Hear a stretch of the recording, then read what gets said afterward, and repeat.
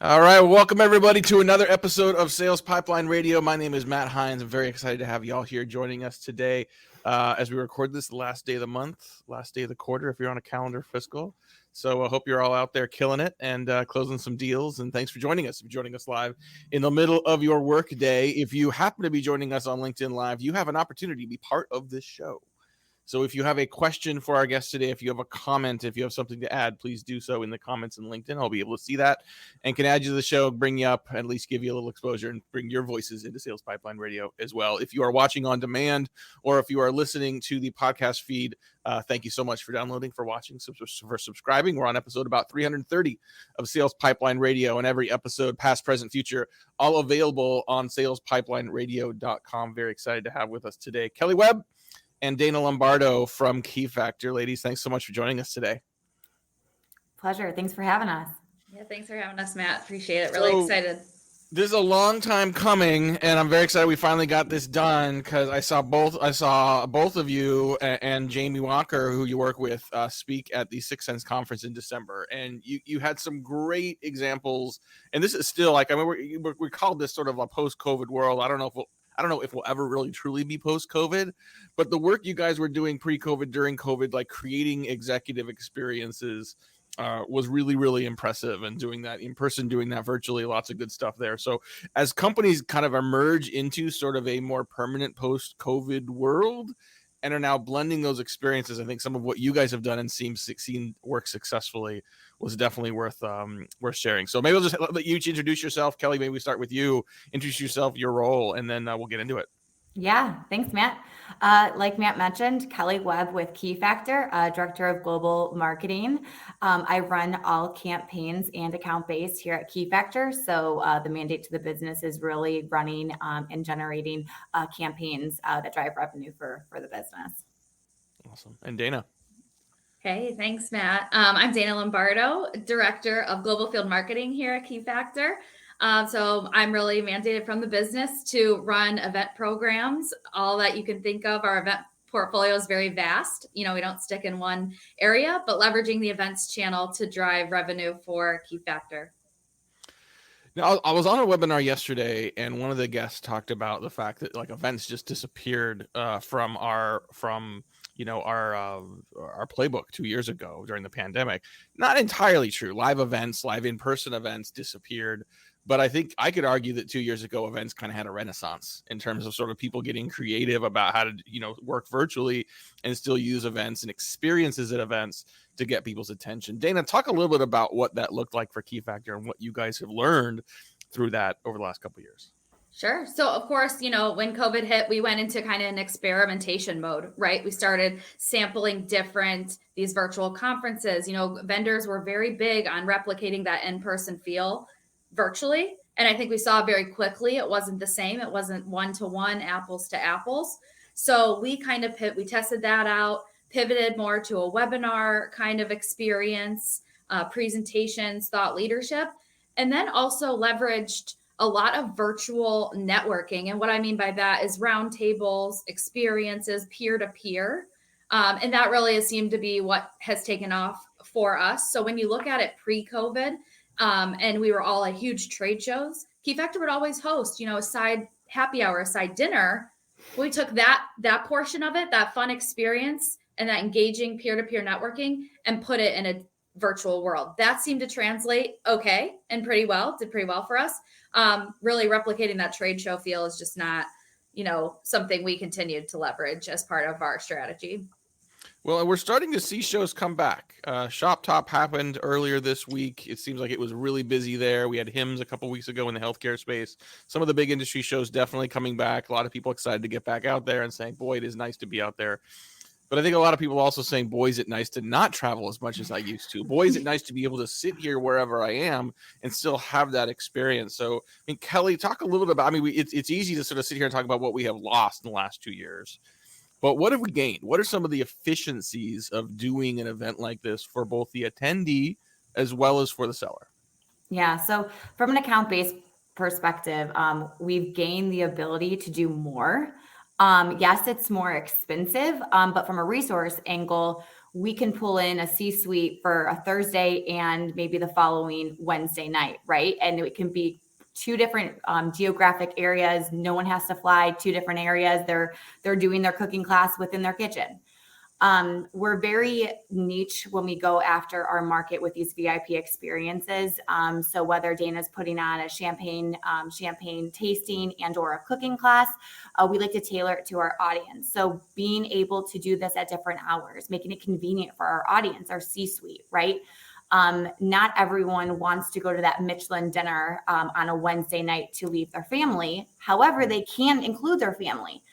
So we see some experiences that, their children or their wife or partner is cooking alongside with them in the kitchen. So I actually was communicating with Dana the other day. It's like, I'm actually more nervous about getting our target account physically in front of us at an event versus we know we can definitely connect with them via Zoom or what have you.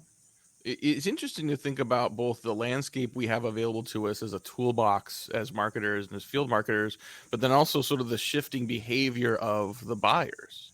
And I'm seeing, I think, this didn't necessarily create an opportunity during COVID. This, to me, from what I've seen, accelerated a trend that was already happening towards people wanting to travel less, wanting to not leave their family as often. I think if we're not just talking about event experiences here, we're talking about executive event experiences. So by executive, we mean people that tend to maybe be a little older, maybe have families and have kids. And so the bar is higher to get them to a local event, let alone go to a conference. And so, during COVID, obviously, sort of like there were no events, like we were not supposed to leave our house. Now it's different. So what are some of the specific experiences, Dana, that you're seeing work now to sort of earn the attention of an executive audience? So that's a great question. What we have really seen work is leverage an experience like these wine tastings and cooking classes, but take it up a notch. Let's not just have a regular, this wine is from here. This is how it's made. We bring on the winemaker. They give us a virtual tour of their winery. They give us a virtual tour of where the wine is produced, really giving us that lens into, how this wine comes to be. Essentially, it's really the behind the scenes VIP experience. I know we keep saying that, but that's what it is. Something you would not regularly think, okay, I'm going to schedule this. I'm going to fly to Napa, do this whole tour. It's going to take me a day. It takes about 45 minutes. They get all the same information. And we don't talk shop on these VIP experiences. We don't. We bring a key factor SME, of course, and our executives, so it's more peer-to-peer, but no presentations, no product pitches. It's all networking and collaborating on, the wine and what we're seeing in the market collectively as an industry. Mm-hmm. Yeah, I mean, I think there's an exclusivity level there. There's a unique scarcity, to the experience you're giving people. You're not just sending them a bottle of wine. Mm-hmm. You get to talk to the winemaker. And I think, let's, I know we don't do sales pitches here, but shout out to Kelly and the Purple Cork team. Talk a little bit about some of the vendors you work with that have made this possible. Yeah, it is Purple Cork. Mm-hmm. She has such, shout out Kelly. When you said Kelly at first, I know there's Kelly from Purple Cork. Oh, sorry. Yeah. So I wasn't sure, but no, Kelly from Purple Cork, amazing. Shout out to her. She's really expanded her portfolio as well, and the experiences that she offers. And that has been super, helpful to field marketers like me specifically, because to Kelly Webb's point, earlier that we could do more, we had to scale. And because of vendors like Kelly, Rob over at Purple Cork, we could scale and create these unique experiences for our audience. Well, and I know Kelly's been doing things on the cocktail space. I attended an event with her where she actually had a chef walking through cooking a meal. And to me, I'm a foodie. I like to cook. And so knowing that I was going to get to watch a chef kind of go through the steps and to be able to ask questions, right? Ask dumb questions while he's doing the whatever. And hear other people's questions that are also sort of foodies, and just you'll learn a lot. It's a really unique experience. You said something, Dana, I want to come back to. You said we don't talk shop at these events, and I think that's an important point and a tactic to reinforce that. I think too often we think, okay, we get someone in the room, we get someone into a conference, like we need to sort of fast forward the conversation as much as possible. Product. Exactly. And it comes across sometimes as a bait and switch. Mm-hmm. Talk about the psychology though of creating and curating these experiences, and how by not talking shop but creating a great experience, you still get high conversion afterward. Yeah, I would, just to share, these events convert from an initial meeting to pipeline at 92% for us, which is huge. It's nearly every meeting we take converts. And it's because it is foundationally on that building the relationship, keeping key factor top of mind. They might have vast knowledge of key factor. They might, not know us at all, but it encourages them to dig more and understand who we are, because then by the time that we start that follow-up, it's already on their mind, but they remember us as, a company that provided a fun, unique experience for them. So I think it kind of triggers different emotions and different feelings and different buying behaviors based on the experiences that we create. And I have to add, Dana does a very strategic job of planting people in different Zoom meeting rooms too. So that also helps for breakouts. So it helps the collaboration and maybe bring topics up to life that does not sound a lot more organic than planted. Well, I love that, where you can sort of take an event and sort of create a little more intimacy from that audience as well. Especially if you're gathering people together, there's likely a lot of commonality in terms of their role, their place, their position in the company, and letting them get to know each other a little better reflects well on you in that process as well. Joining us today on Sales Pipeline Radio, again, we've got Kelly Webb and Dana Lombardo from Key Factor talking a little bit about executive event experiences as part of an ABX program. And Kelly, let's take a step back and say, okay, we've got these great events, you create this great experience, but the event itself is just one part of a campaign, right? Yeah. So can you help put that in context and help people understand how to do great events like this, but also what goes into making the overall campaign successful? Yeah, so you kind of nailed it on the head. It's not just the Thursday night cooking event. It's leading up to the experience of registration all the way to them opening the wine or cheese at their front door from a direct mail perspective. And then it's the experience of actually being at the event and then understanding where they're at in pipeline, if any. What does the sales SDR field, who does the time of pipeline progression?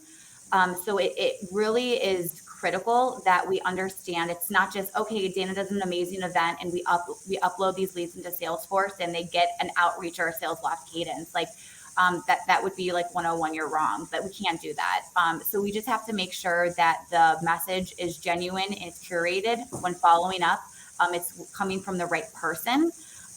Dana mentioned that we have someone from the C-suite typically in the room or present. So having more of an executive touch as well. But again, coming from more of following up on, hey, how was that dinner? Or, hey, I remember seeing your son. Did he end up liking those cookies? Being more authentic is really something that we're seeing drive or at least have more engagement following our events or Dana's events that she's running. So we're talking a little bit about taking the event and putting it in the context of campaign. So putting the event somewhere along a horizontal sort of chronological line of sort of different components of a campaign. Let's talk about that executive experience and its impact vertically. You've got an executive who may be a senior decision maker, but they are a member of the buying committee. So how do these events fit into the consensus building you're trying to create within your target accounts for other people that are going to influence the decision maker, but may not be part of that specific event? Yeah, so I think it's just really, at first we have to identify from an intent perspective, who is the account in itself, right? And then once we understand that buying committee from a campaign perspective, we have different touch points and offerings per persona, right? But at the end of the day, when Dana does these type of experiences, it's always, like you mentioned, going to be like a VP or higher. Mm-hmm. So we just have to make sure at the end of the day, when someone from the technical, someone that's reporting to the C-suite mentions Key Factor, brings Key Factor into the mix, they're very well aware of who Key Factor is against our major competitor, Venafi or ABX or what have you. So I would say it's more late stage, right? It's more of someone that we've already know that we've seen engagement with. We know that there's potentially there's a budget, there's a need. Maybe we don't have the full buy-in yet. There's still some folks that we still need to educate and make aware of who Key Factor is. So from a C-suite perspective, could be more of like a brand awareness to some degree. Mm-hmm. We have different types of account-based categories at Key Factor, so they mean different things to our sales team. So from a brand awareness perspective, it might be more of like the big whales of our accounts or of our territories, right? We just want to make sure we're always top of mind. But for the folks that are in market, these are more deal accelerations and making sure that we have the ability to influence everyone in that buying committee. So you just mentioned two objectives that aren't the same, that sometimes people blend together and confuse, right? Like there's deal acceleration, right? There's the pipeline building, which I guess would be a third, and then there's brand awareness. And so we're kind of like top, middle, bottom of funnel a little bit here, right?